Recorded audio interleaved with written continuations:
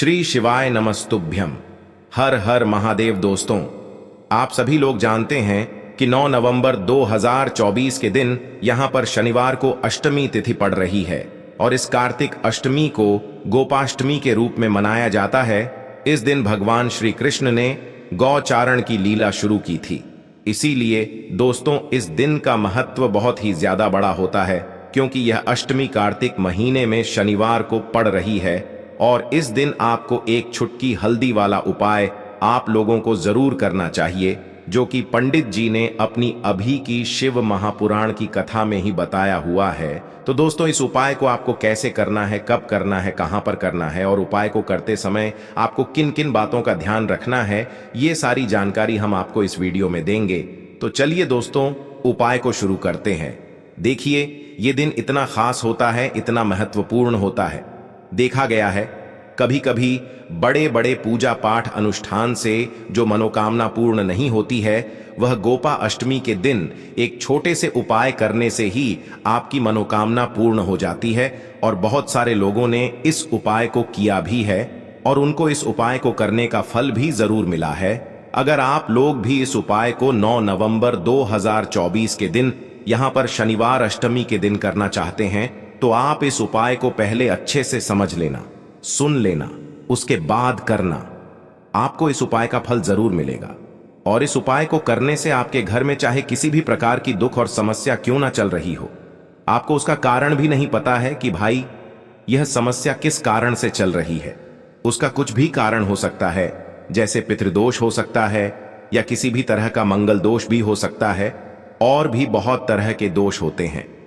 कुछ भी हो सकता है, पर आपको इस उपाय को करने के लिए अपने दोष को पता लगाने की भी जरूरत नहीं है। 9 नवंबर 2024 के दिन यहां पर गोपा अष्टमी के दिन इस एक छुटकी हल्दी वाले उपाय को आप लोगों को कर लेना है।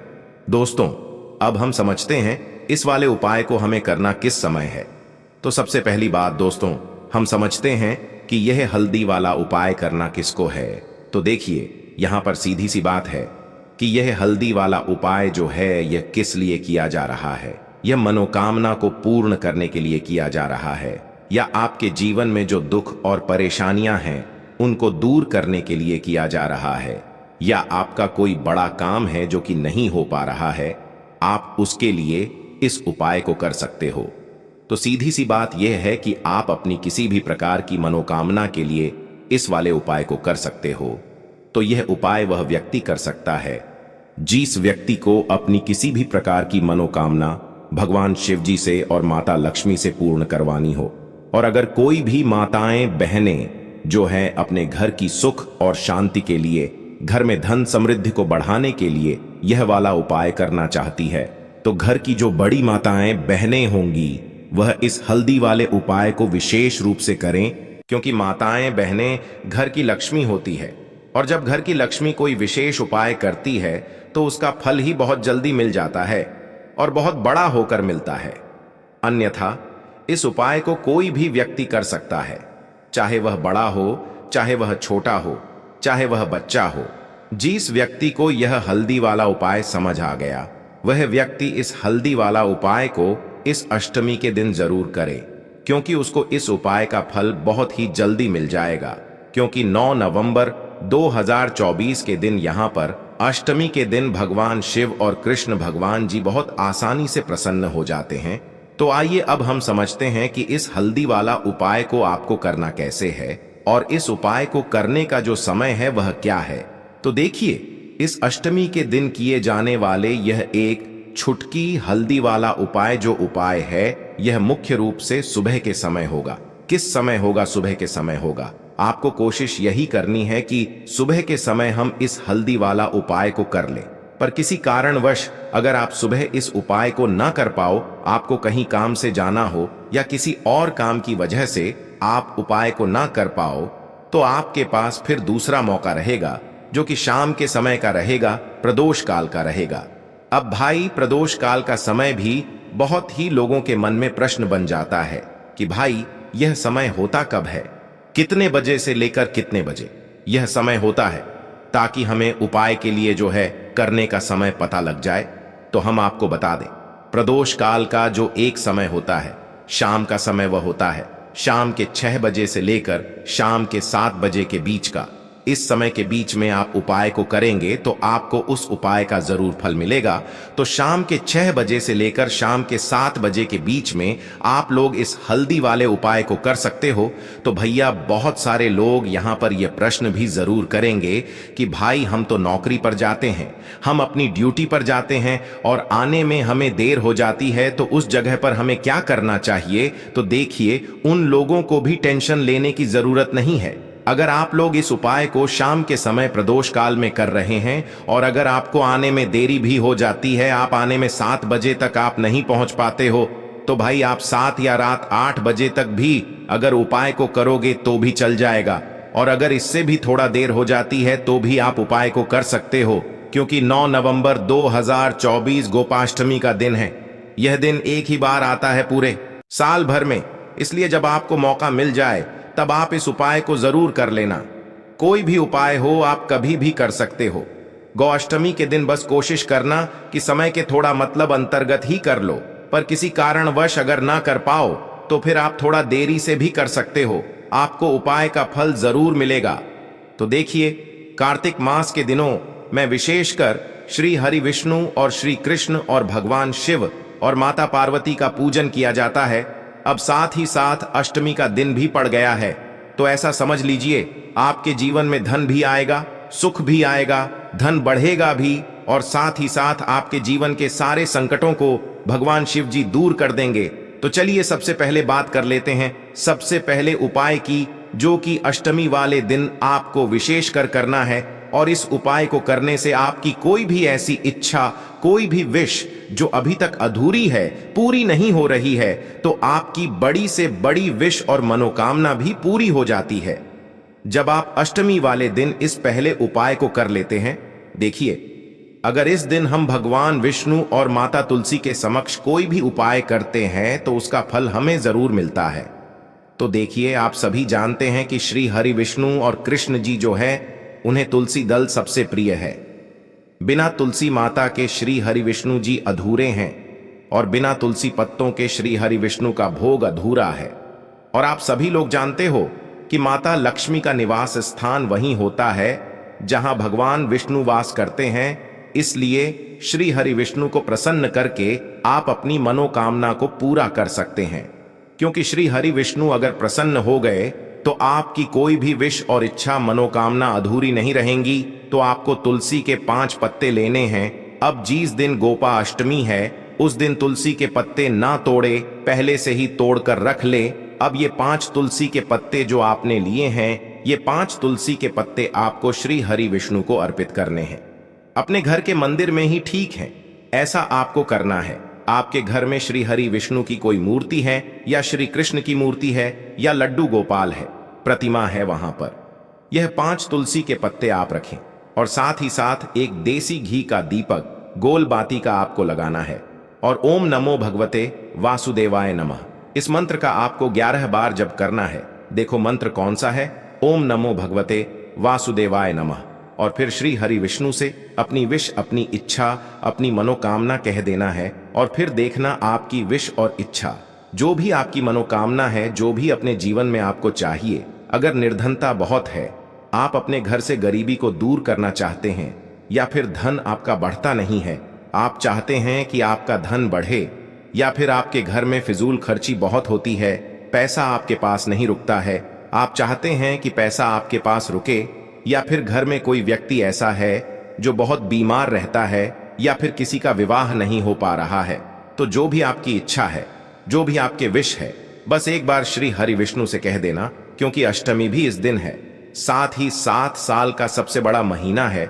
यह दिन इतना उत्तम है कि जो भी आप श्री हरि विष्णु जी से मांग लेंगे, जो उनसे कह देंगे, वो आपकी विश, आपकी मनोकामना को बहुत जल्दी पूरा कर देंगे। तो ये पहला उपाय है। चलिए अब बात कर लेते हैं दूसरे उपाय की। तो चलिए बढ़ते हैं अगले उपाय की ओर। देखो, यदि आपके जीवन में आर्थिक संकट बहुत अधिक हो रहे हैं, धन की समस्या लगातार जीवन में बनी हुई है, एक एक रुपयों को प्राप्त करने के लिए आपको बहुत अधिक मेहनत कर रहे हैं, तो आज रात्रि में सोने से पहले आपको यह एक चमत्कारी दीपक का उपाय अवश्य करना है। या फिर यदि आपका जो व्यापार है, बिजनेस है, दुकान है, वो अच्छे से नहीं चल पा रही है, तो आज रात्रि में इस विशेष दीपक का उपाय आपको अवश्य करना चाहिए। देखो दोस्तों, दीपक हमारे घर में सभी नकारात्मक शक्ति को बाहर करता है। यह उपाय आपको साल में केवल एक बार करने का ही मौका मिलता है। केवल और केवल अष्टमी पर ही इस उपाय को किया जाता है। देखिए, इस उपाय के लिए आपको तुलसी जी की जो सूखी लकड़ी होती है उसे ले लेना है। देखिए दोस्तों, यदि आपके पास पुरानी तुलसी जी की लकड़ी है तो उसे आप ले सकते हैं, और यदि आपके घर में तुलसी जी जो लकड़ी है वो सूखी हुई है तो उसकी लकड़ी आप तोड़ करके इस्तेमाल कर सकते हैं। लेकिन आपको ध्यान रखना है कि सूर्यास्त से पहले पहले ही आपको ये जो तुलसी जी की लकड़ी है इससे अवश्य ही तोड़ लेना है, और आज के दिन लकड़ी को नहीं तोड़ना है। तो इस उपाय के लिए आपको सबसे पहले तो एक मिट्टी का दीपक लेना होगा।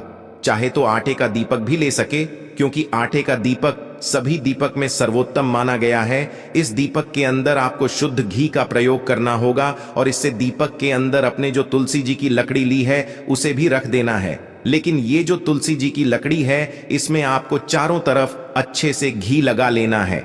देखिए, गुरु जी ने बताया है कि जो तुलसी जी की लकड़ी है यदि आप उपाय करते हैं और बहुत ही शीघ्रता से जल जाती है, तो इसके लिए आपको एक कार्य करना है। आपको थोड़ी सी रुई ले लेनी है, और उस रुई को आपने जो तुलसी जी की लकड़ी ली है उस पर अच्छे से चारों तरफ लपेट देनी है। तुलसी जी की लकड़ी के ऊपर रुई लपेटने के बाद इसे आपको पूरा घी के अंदर डुबो लेना है। अब इसे आपको बाती के रूप में प्रयोग करना है। अब दोस्तों, इस दीपक को आपको प्रज्वलित कहाँ करना है? तो इस दीपक को आपको या तो भगवान विष्णु के सामने प्रज्वलित करना होगा, या फिर आपको भगवान श्री राम के सामने प्रज्वलित करना होगा, या फिर भगवान कृष्ण के सामने, यानी कि भगवान विष्णु के जो भी अवतार हैं उनके सामने आप ये दीपक प्रज्वलित कर सकते हैं। या फिर आप इससे दीपक को माता तुलसी जी के सामने भी प्रज्वलित कर सकते हैं।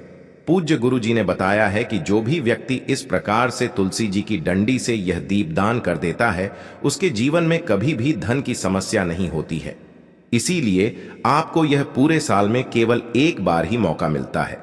इस उपाय को करके देखना, आपकी सभी इच्छाएं जरूर पूर्ण होंगी। यह जो उपाय है रात्रि में सोने से पहले करना है। बात करते हैं अगले उपाय की। अब बताते हैं तुलसी के गमले में आपको वो कौन सी चीज डालनी है। जिस उपाय को करने से आप अपने जीवन में महाधनी बन जाएंगे। इतना धन आपको मिलेगा कि कभी भी आपके धन में कमी नहीं आएगी, कभी भी आपका धन बर्बाद नहीं होगा। आपके पैसे की बर्बादी बिल्कुल आपके जीवन से रुक जाएगी। और जो लोग कहते हैं कि घर में पैसा तो आता है, पैसा रुकता नहीं है और पैसा बढ़ता नहीं है, वृद्धि नहीं हो रही है, उन्हें भी विशेष यह दूसरा उपाय अष्टमी वाले दिन जरूर करना चाहिए। तो देखिए, पहले ही आपको बता दिया कि श्री हरि विष्णु की पूजा और उनका भोग, श्री मतलब तुलसी मैया के बिना अधूरा है ना? और तुलसी मैया जो है वह श्री हरि विष्णु के बिना अधूरी है। तो देखिए, जब भी आप तुलसी का कोई उपाय करेंगे तो सीधे सीधे आप श्री हरि विष्णु और श्रीयों कृष्ण जी को प्रसन्न कर लेते हैं। अब व्यक्ति को, यानी जो भी व्यक्ति है, किस व्यक्ति को कितना धन देना है यह श्री हरि विष्णु के हाथ में होता है। धन देने का काम माँ लक्ष्मी करती है, जो कि माँ तुलसी का ही एक रूप है। माँ तुलसी जो है यह माता लक्ष्मी का ही स्वरूप है ना? तो आपको करना क्या है? आपको लेनी है यहाँ पर हल्दी पिसी हुई, जो कि श्री हरि विष्णु से जुड़ी हुई है, आपके गुरु गृह से जुड़ी हुई है, आपकी कुंडली में गुरु को मजबूत करती है, सुख सौभाग्य को खींचने का काम करती है, धन को बढ़ाने का काम करती है। तो एक चुटकी पिसी हुई हल्दी आपको लेनी है, और यह पिसी हुई सूखी हल्दी ही आपको अपने गमले में, तुलसी का पौधा जिस गमले में लगा है उसमें अच्छे से इस हल्दी को डालना है। ठीक है ना? और ओम नमो भगवते वासुदेवाय नमः इस मंत्र का जाप करना है। कितनी बार? कम से कम 11 बार जाप करना है। ओम नमो भगवते वासुदेवाय नमः इस मंत्र का जाप करते रहना, और हल्के हल्के से तुलसी के पौधे में आपको पूरे गमले में पिसी हुई हल्दी का छिड़काव करना है। तो देखिए, जो व्यक्ति इस उपाय को गोपा अष्टमी के दिन कर लेता है, ऐसा समझ लीजिए अपने जीवन से नहीं आने वाली 7 पीढ़ियों के जीवन से निर्धनता और गरीबी को दूर कर देता है। क्योंकि हल्दी जो है ना, यह साधारण नहीं है। हल्दी इतनी उत्तम होती है कि रातों रात आपके जीवन में चमत्कार करती है। आपने देखा होगा कि कोई भी शादी होती है, विवाह होता है ना? कोई भी ऐसा शुभ काम हम करते हैं उसमें हल्दी जरूर लेते हैं। गृह प्रवेश जब हम करते हैं तो हल्दी के स्वस्तिक का निर्माण करते हैं। कोई भी अच्छा काम करने जा रहे हैं, हल्दी उसमें लेते हैं। और हल्दी जो है यह आपके गुरु ग्रह को मजबूत कर देती है। अगर कुंडली में गुरु कहीं ना कहीं मजबूत है तो इससे उत्तम उपाय आपको ऐसा समझिए अष्टमी का मिलेगा नहीं। बहुत ही उत्तम उपाय है। तुलसी के गमले में एक चुटकी पिसी हुई हल्दी डालना है, तो यह बहुत ही उत्तम उपाय है। इस उपाय को आप जरूर करें। अष्टमी वाले दिन और साल का सबसे बड़ा यह दिन है, तो इस उपाय को करने से श्री हरि विष्णु आपसे न केवल प्रसन्न होते हैं, आपसे इतना प्रसन्न हो जाते हैं कि जीवन में कभी आपके गरीबी और निर्धनता को नहीं आने देते हैं। तो चलिए अब बात कर लेते हैं अपने तीसरे उपाय की, जो कि मुख्य द्वार से जुड़ा हुआ है। और यह उपाय है स्थिर लक्ष्मी के वास के लिए है। ऐसा पैसा आपके घर में आएगा जो आपके घर में ही रुकेगा। ऐसा पैसा कभी आपके घर में नहीं आएगा जो आपके घर से जाएगा, और विशेषकर फिजूल खर्ची में जाएंगे। अब आधे से ज्यादा लोगों की यही समस्या होती है कि घर में पैसा तो आता है लेकिन बहुत जल्दी घर से चला जाता है या फिर फिजूल खर्ची में चला जाता है। तो धन की बर्बादी जिन लोगों के घर में हो रही है उन्हें विशेषकर ये तीसरा उपाय करना है। जिन लोगों के पास बिल्कुल पैसा आना बंद हो गया है सर, पर लगातार कर्जा बढ़ रहा है, उन्हें भी यह तीसरा उपाय करना है। तो देखिए आपको फिर से क्या लेना है। हल्दी लेनी है पीसी हुई, जो कि श्री हरि विष्णु से ही जुड़ी हुई है ना? पीसी हुई हल्दी लेनी है और थोड़ा सा पानी डालकर उसका गाढ़ा गाढ़ा आपको पेस्ट बना लेना है। अब इसी हल्दी से आपको अपने घर में स्वस्तिक बनाने हैं। कितने स्वस्तिक? एक स्वस्तिक आपको बनाना है अपनी तिजोरी पर, जिसमें आप पैसा रखते हैं। चाहे तो आप संदूक में रखते हैं, अलमारी में रखते हैं, जिस चीज में भी पैसा रखते हैं, बस वहां पर हल्दी से एक स्वस्तिक बनाना है। दूसरा स्वस्तिक आपको कहां बनाना है? अपने घर के मंदिर में, है ना? और 2 स्वस्तिक आपको बनाने हैं अपने घर के मुख्य द्वार पर बाहर की तरफ। हल्दी से 4 स्वस्तिक आपको बनाने हैं।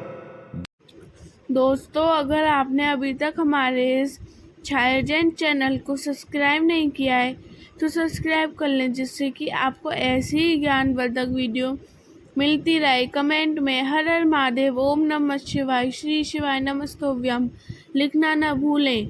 2 स्वास्तिक मुख्य द्वार पर बाहर की तरफ एक तिजोरी पर, है ना?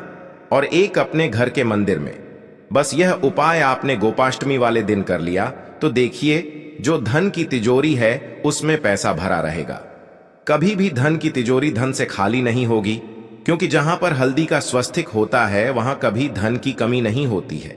हमेशा वहां पर धन की देवी माता लक्ष्मी वास करती हैं, क्योंकि हल्दी किससे जुड़ी हुई है? श्री हरि विष्णु से। और मां लक्ष्मी कहां होती है? जहां श्री हरि विष्णु वास करते हैं। अब बात करें कि आपके घर का मंदिर जो है उसमें अगर आप एक स्वस्तिक बनाते हैं तो आपके घर से ऊर्जा जो है, पूरे घर में ऊर्जा फैलती है ना? तो आपके घर में पॉजिटिव एनर्जी बढ़ती है, सकारात्मक ऊर्जा बढ़ाती है। जब आप अपने घर के मंदिर में हल्दी का स्वस्तिक बनाते हैं, आपके घर से बुरी शक्तियां, नेगेटिव एनर्जी जैसी चीजें बिल्कुल आपके घर में नहीं रुकती हैं। मुख्य द्वार तो इतना उत्तम होता है कि मुख्य द्वार से ही मां लक्ष्मी की नजर सबसे पहले आपके मुख्य द्वार पर ही पड़ती है। और मुख्य द्वार पर अगर आपने हल्दी के स्वस्तिक बना दिए तो मां लक्ष्मी देखते ही प्रसन्न हो जाती है, क्योंकि यह श्री हरि विष्णु से जुड़ी हुई है ना? और हल्दी के स्वस्तिक जहां पर जो व्यक्ति अपने घर के मुख्य द्वार पर बनाते हैं, ऐसा समझ लीजिए मां लक्ष्मी उनके घर में वास करती है और कभी भी ऐसे घर को फिर छोड़कर नहीं जाती है। स्थिर लक्ष्मी का वास आपके घर में होगा। यह हल्दी के स्वस्तिक वाला उपाय अष्टमी के दिन बहुत ही उत्तम है। साथ ही साथ कोशिश करें कि इस दिन गाय माता को हरी घास अवश्य खिलाएं और एक पानी का घड़ा भरा हुआ किसी भी तरह से ना हो तो मंदिर में जरूर दान करें। और अगर आपको हमारी ये वीडियो पसंद आए तो वीडियो को एक लाइक जरूर करें और कमेंट बॉक्स में लिखें हर हर महादेव। धन्यवाद। ऐसे ही जानकारी के लिए छाया जैन चैनल को सब्सक्राइब करें और अगर आपको यह वीडियो अच्छी लगी हो तो एक लाइक अवश्य करें और कमेंट में ओम नमः शिवाय अवश्य लिखें।